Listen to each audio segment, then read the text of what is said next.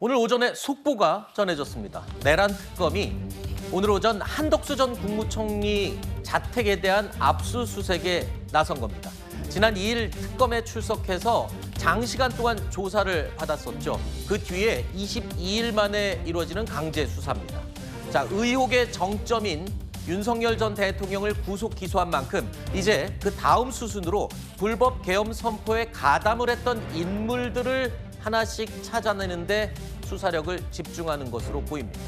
자, 하지만 한덕수 전 총리 같은 경우에는 그동안 가담을 하지 않았다, 몰랐다, 뭐 이런 식으로 전혀 그 정반대의 입장을 고수해왔던 인물이잖아요. 근데 지금 압수수색까지 진행되는 거 보면 그렇지 않은 정황까지 지금 특검팀이 확보를 하고 파악을 한 게 아닌가, 이렇게 이해하면 됩니까? 그러니까 내란 계엄 선포 과정에서 이것을 방조했느냐의 문제거든요. 그 네. 문제 하나 있고, 그다음에 사후에 계엄 선포문에 대해서 이제 날인한 부분, 사인한 부분, 네. 사인한 이후에 폐기 지시한 부분, 이런 부분들인데, 그 위증 부분, 이런 부분들인데, 문제는 뭐냐면 이게 압수수색하고 관련이 있는지가 문제예요.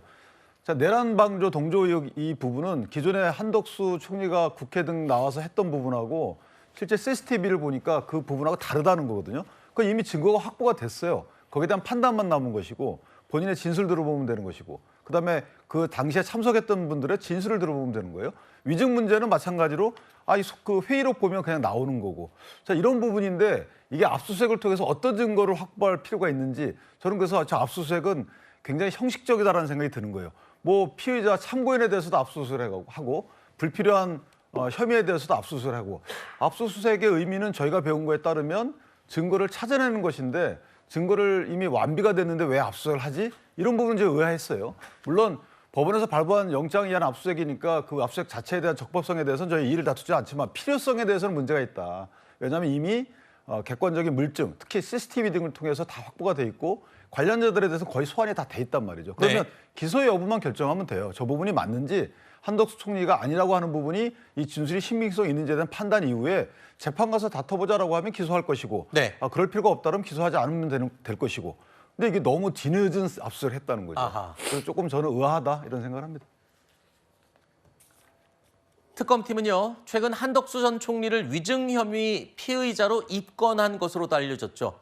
특검은 한덕수 전 총리가 국회와 헌법재판소에서 계엄 선포문을 인지하지 못했다라는 취지로 증언한 내용이 허위일 가능성이 높다라고 보고 있는 겁니다. 비상계엄 선포문입니다. 보신 적은 있으십니까? 네, 이거를 비상계엄이 선포되는 당시에는 제가 전혀 인지를 하지 못했고요. 비상계엄 해제 국무회의를 마치고 그리고 사무실로 출근을 해서 제 양복 뒷주머니에 있는 것을 알았습니다. 양복 뒷주머니에 있는 네. 걸 그때 알았다고요? 저희가 인지한 것은 그때입니다만 그때 그러면 거기에 모여 있었습니까?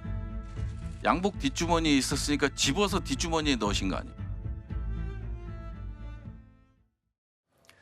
지금 논란이 되는 장면, 그러니까 특검팀이 확보한 대통령실 CCTV에 잡힌 한덕수 전 총리의 모습입니다.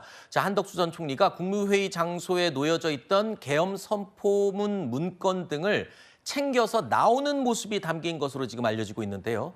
명확한 증거물이 확보된 상황이라면 혐의의 중대성을 고려했을 때 구속영장 청구까지 가게 되는 게 아니냐, 이런 짐작도 나오고 있고요. 또 한 가지, 한덕수 총리에 대한 수사가 이 정도로 진행이 된다면 계엄 선포 전에 국무회의에 참석했던 다른 국무위원들도 당연히 조사 대상에 포함이 되지 않겠냐. 특히 지금 화면에 나오는 이상민 전 장관이라든가 조태열 전 장관, 이런 인물들도 다 포함이 돼서 이제 속속 소환이 되고 또는 영장이 청구되든가 뭐 이런 식으로 진행되지 않을까 싶네요.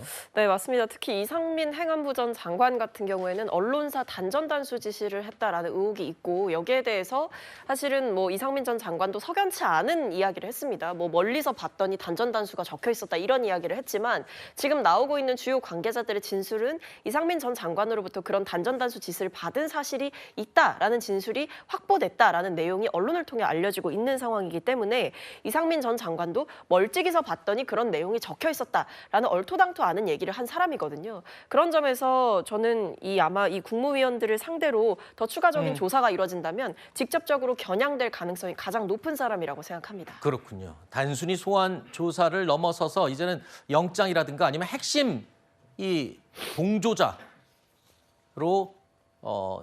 신분이 전환될 수도 있다.